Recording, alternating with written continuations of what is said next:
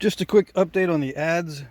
I worked on it last night before I went to bed, kind of late last night, and I modified the wood a little bit using the wood rasp. Yeah, I cheated a little bit, but I couldn't help myself. I had to save some time. Right? Right. Anyway, I'm going to show you the blade. I also napped this little blade to go onto the Adze.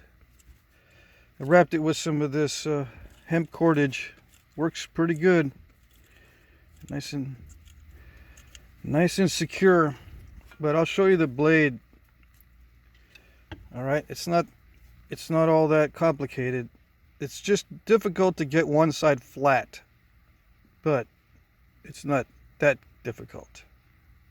And then the bit angles are just beveled.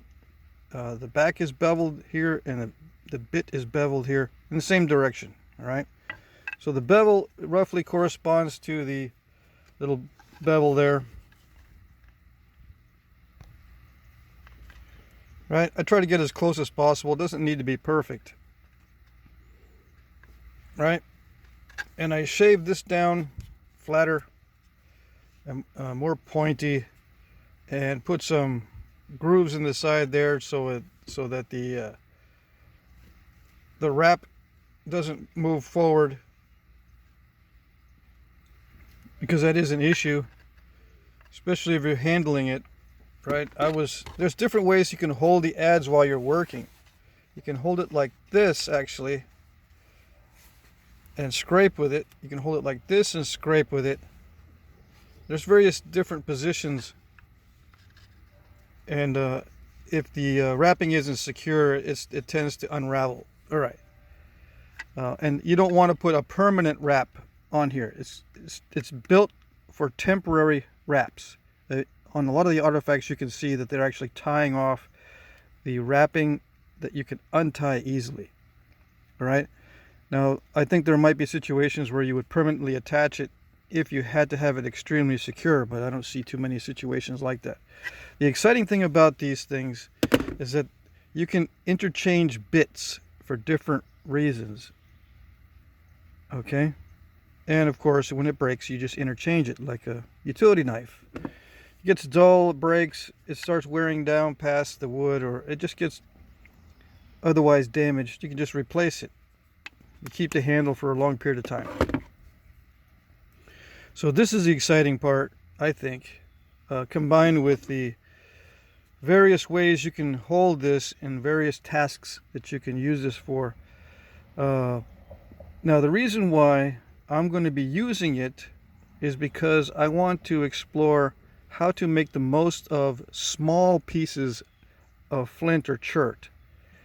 All right, it's a no-brainer to get a big old chunk of chert, a big old flake, but if you cannot get this kind of stuff, this is kind of rare to be able to get big chunks. But this is easy by comparison. This is not even 3 inches long, and you can develop skill in making these, and you can put different types of bits, different types of edges on the front of this bit, but you'll see.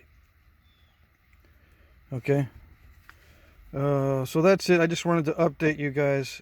I'll be making one of these shortly from green wood, and then dry it out. You can use it green as well, and I'll go over the drying process with natural materials to prevent it from cracking and all that good stuff, that kind of thing. So I'll be using one soon. It'll be made of green wood, but it'll be slowly drying. Okay, and I'll be napping some more of these bits of different types of stone, different sizes. Not too much longer than this because they tend to break off, but this is the basic shape. And I did grind it on both sides, and I ground this down here, so it's ground on both sides here. It doesn't need to be perfectly flat. It worked just like this. It does rock around. It does wobble slightly, but it didn't seem to matter. I thought I would have to put a piece of leather in there, but it wobbles just slightly. I can shim it, you know, I can put a few flakes in here and just level it out that way if I wanted to. Okay, so that's it. I'm excited. Okay.